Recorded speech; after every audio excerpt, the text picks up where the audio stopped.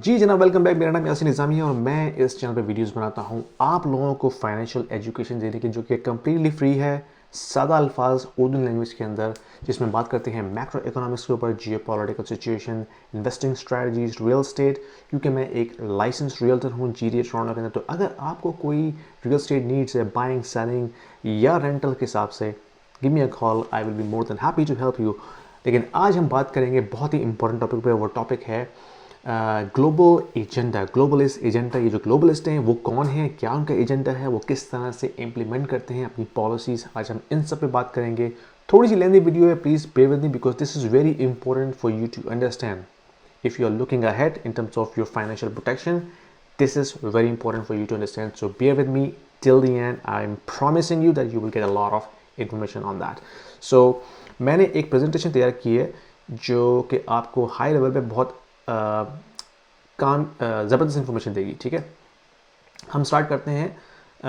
Basically ये जो globalist हैं ये कौन है, पहले तो ये समझ लेंगे। ये ग्लोबलिस्ट वो हैं जो नॉन इलेक्टेड हैं, लेकिन इनका बहुत हद तक इन्फ्लुएंस है गवर्नमेंट के ऊपर, मुख्तलिफ कंट्रीज़ की जो गवर्नमेंट है उनके ऊपर, ख़ासकर जो वेस्टर्न गवर्नमेंट हैं, जो कि लीडिंग पावर्स हैं दुनिया के अंदर, उन पर उनका काफ़ी इन्फ्लुएंस है। और फिर वो उस इन्फ्लुएंस को यूज़ करके अपनी पॉलिसीज़, अपना एजेंडा जो है वो इंजेक्ट करते हैं, और साथ ही साथ जो दूसरे कंट्रीज़ हैं उनके ऊपर भी वो मुसल्लत करते हैं। तो आज हम इस बात करेंगे।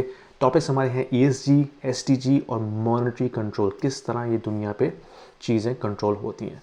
तो हम चलते हैं अपनी प्रेजेंटेशन में। तो इन सब को अगर आप नहीं जानते तो आप गूगल कीजिएगा। इनका नाम है हेनरी किसिंजर। ये 70s में US के डिफेंस सेक्रेटरी रह चुके हैं। बहुत पावरफुल फिगर थी इनकी, अभी भी शायद जिंदा है मेरे ख्याल में। तो उनका एक कोट बड़ा मशहूर है, पढ़िए ज़रा इसको। क्या है? Who controls the food supply controls the people, who controls the energy can control the whole continents, who controls the money can control the world. ये तो तीसरा आखिरी सेंटेंस है, इसको दोबारा पढ़िए। Who controls the money can control the world. अब अगर आप सोचिए कि पिछले 100 या 150 साल के अंदर क्या वो वजह है कि वेस्ट हम पे इतना भारी है।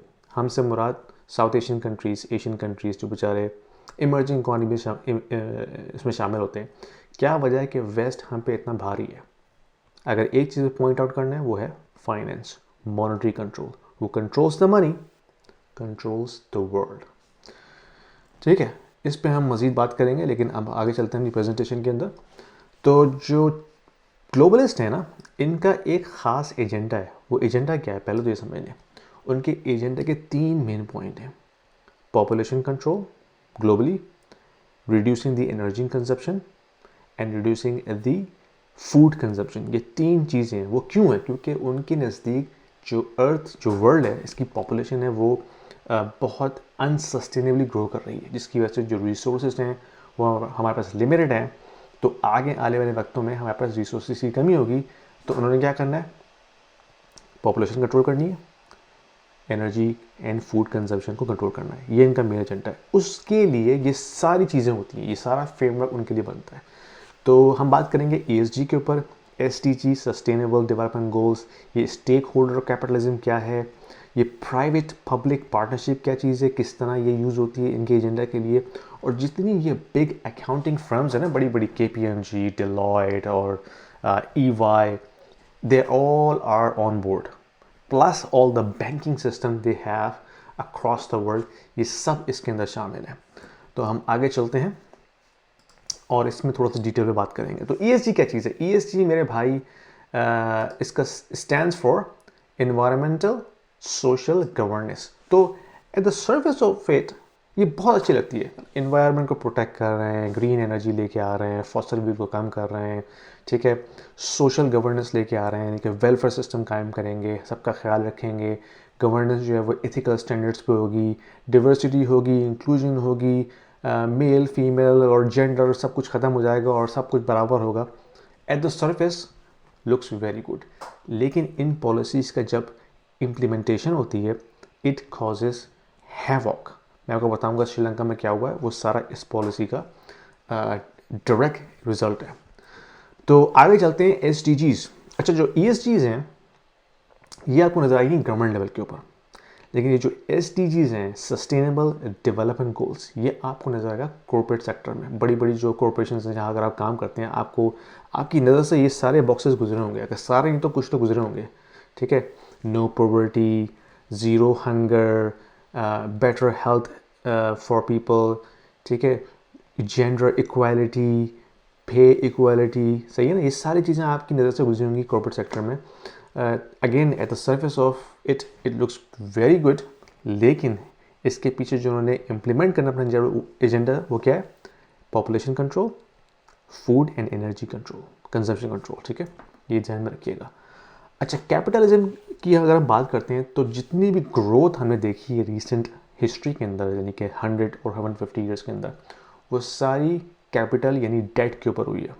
अगर कैपिटल होगा तो ग्रोथ होगी, वरना नहीं होगी। तो 3 तरह के कैपिटलिस्ट सिस्टम हम देखें। नंबर 1, स्टेट कैपिटलिज्म, जिसमें स्टेट या गवर्नमेंट जो है वो कैपिटल इन्वेस्ट करती है, लेकिन इनका सारा जो जोर होता है वो होता है आवाम की वेलफेयर। जो उसके बिजनेस एस्पेक्ट्स होते हैं वो सेकेंडरी होते हैं, वो प्राइमरी नहीं होते। प्राइमरी क्या चीज़ होती है? आवाम का वेलफेयर, ठीक है, जिसके लिए वो सब्सिडाइज करते हैं चीज़ों को ताकि आवाम को रिलीफ मिले। तो ये है स्टेट कैपिटलिज्म। बहुत पॉपुलर नहीं है of course for obvious reason, फिर उसमें ग्रोथ उस तरह से नहीं होती बिजनेस की। शेयर होल्डर कैपिटलिज्म, ये वो है जिसमें कंपनी स्टार्ट करती हैं, कैपिटलिस्ट जो आके इन्वेस्टमेंट करते हैं, फिर बोर्ड ऑफ डायरेक्टर होते हैं, शेयर होल्डर होते हैं, उनका प्रॉफिट होता है और उनका सारा जो जोर होता है वो होता है कंपनी का प्रॉफिट, और फोकस होता है नियर टर्म प्रॉफिट के ऊपर। लेकिन ऑफ कोर्स कंपनी को उन्होंने प्रॉफिटेबल बनाना होता है, that is the main concern for that business, जो कि मिल्टन फ्रीडमैन टाइप के इकोनॉमिस्ट ने काफ़ी इस पर बात की है। अच्छा, जो तीसरी चीज़ है जो कि नहीं है, आजकल आपको बहुत नज़र आएगी, वो है स्टेक होल्डर कैपिटलिज्म। वो क्या चीज़ है? वो ये चीज़ है कि भाई एक से ज़्यादा लोग जो हैं, एक से ज़्यादा एंटिटी जो है वो स्टेक होल्डर्स होंगी। उसमें हम जैसे लोग नहीं होंगे, आम लोग नहीं होंगे उसमें स्टेक होल्डर, लेकिन दूसरी ऑर्गेनाइजेशंस भी शामिल होंगी। लेकिन इनका जो गोल होगा वो क्या होगा? सोसाइटी को बेहतर करना, लोगों की लाइफ को बेहतर करना, प्रोडक्टिविटी को बेहतर करना, ठीक है, इन्वायरमेंट को प्रोटेक्ट करना, ESG मेजर्स के ऊपर पॉलिसीज़ लेके आना। और इसकी जो किसका ब्रेन चाइल्ड है? Klaus Schwab. कौन है वो? वर्ल्ड इकोनॉमिक फोरम के जो पाइनियर हैं या जो उसके प्रेसिडेंट हैं, जो लीडर हैं। ये चार्ट भी मैंने वर्ल्ड इकोनॉमिक फोरम से उठाया। अगेन चार्ट देख के तो लगता है कि बहुत ज़बरदस्त चीज़ है, इसमें क्या बुराई है? वेलफेयर हो रही है, बट लोगों की लाइफ बेहतर हो रही है, एक सस्टेनेबल वर्ल्ड की तरफ हम जा रहे हैं। What's wrong with that? Again remember the 3 point agenda: population control, food consumption reduction and energy consumption reduction. ये आपको समझ में आएगा, आप आहिस्ता आहिस्ता इसको ज़रा समझने की कोशिश करें, ठीक है। तो हमें स्टेक होल्डर कैपिटलिज्म समझ में आ गई। अच्छा, पब्लिक प्राइवेट पार्टनरशिप, अगेन ये कितना अच्छा लग रहा है कि प्राइवेट सेक्टर पब्लिक सेक्टर मिलकर काम करें, ठीक है, उससे ग्रोथ होगी, अपॉर्चुनिटीज़ होंगी, फंडिंग आएगी प्राइवेट सेक्टर से, बहुत अच्छा लग रहा है ना। लेकिन इसकी ये एक टूल है ग्लोबलिस्ट का। क्यों? वो इसके ज़रिए अपनी पॉलिसीज़ गवर्नमेंट को बाईपास करके इम्प्लीमेंट कर देते हैं। अभी तो ये नहीं कि आपको गवर्नमेंट के साथ इन्फ्लुएंस करना पड़ेगा, लॉबी करनी पड़ेगी, अपनी पॉलिसीज़ लेके आनी पड़ेगी, फिर वो गवर्नमेंट की लेजिस्लेशन प्रोसेस है उससे गुजर के फिर वो इम्प्लीमेंट होगी। पब्लिक प्राइवेट पार्टनरशिप के जरिए they can bypass that, okay. तो that's a tool they use. इसकी एग्जांपल मैं आपको दे सकता हूँ इस बंदे के ज़रिए। अगर आपको नहीं जानते तो उसको गूगल कीजिए, इसका नाम है mark Carney. Very influential, very connected person. pretty much जितने भी ये ग्लोबलिस्ट ऑर्गेनाइजेशन है सबके साथ कनेक्टेड है। BIS, बैंक ऑफ कनाडा का गवर्नर रह चुका है, बैंक ऑफ इंग्लैंड का गवर्नर रह चुका है, IMF से कनेक्टेड है, UN, world economic forum, Bilderberg group. अगर आपको इसको नहीं पता तो इसको भी गूगल कीजिए। ये एक ग्रुप ऑफ क्लोज्ड इंडिविजुअल्स हैं, ग्लोबलिस्ट हैं, जो हर साल कॉन्फ्रेंस आपस में मिलते हैं and behind the door they meet. उनकी जो मीटिंग ऑफ मिनट्स हैं वो कभी पब्लिक नहीं होती। They have been doing it for last I think 60-70 years. तो कौन है वो लोग, क्या बातें करते हैं, हमें क्यों नहीं पता चलती? Suspicious, right? तो ये बंदा उन सबसे कनेक्टेड है। तो he is basically the main guy implementing this policies through private public partnership. अच्छा, ये एक आई चार्ट है, लेकिन मैं आपको समझाने की कोशिश करता हूँ, बेयर विद मी, ओके।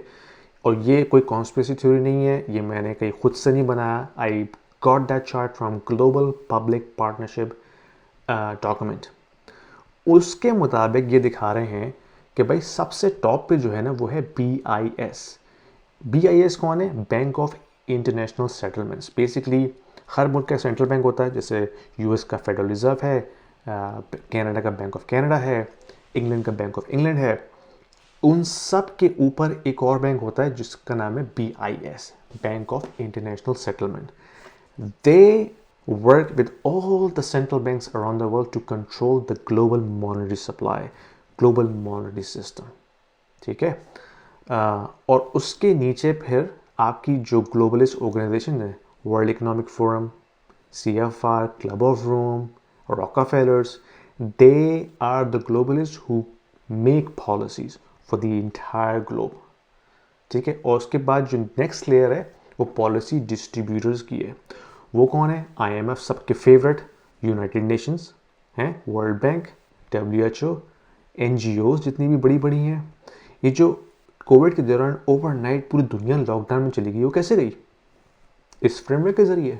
ठीक है। पॉलिसीज बनी, BIS सेंट्रल बैंक्स, उन्होंने मॉनेटरी पॉलिसी बनाई, फिर उसको पॉलिटिकल पॉलिसी में तब्दील किया किसने?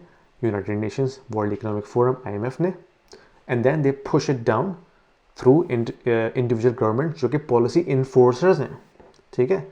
और पॉलिसी इन्फोर्सर्स सिर्फ गवर्नमेंट नहीं है, they work with the scientific organisation like John Hopkins university. याद है ना आपको कोविड में कितनी मेन स्ट्रीम पे थी ये जॉन हॉपकिंस यूनिवर्सिटी? रोजाना इनके चार्ट आ रहे थे, कितने लोग मर गए, कितने लोग इन्फेक्टेड हो गए, कितने लोग ICU में। Remember that?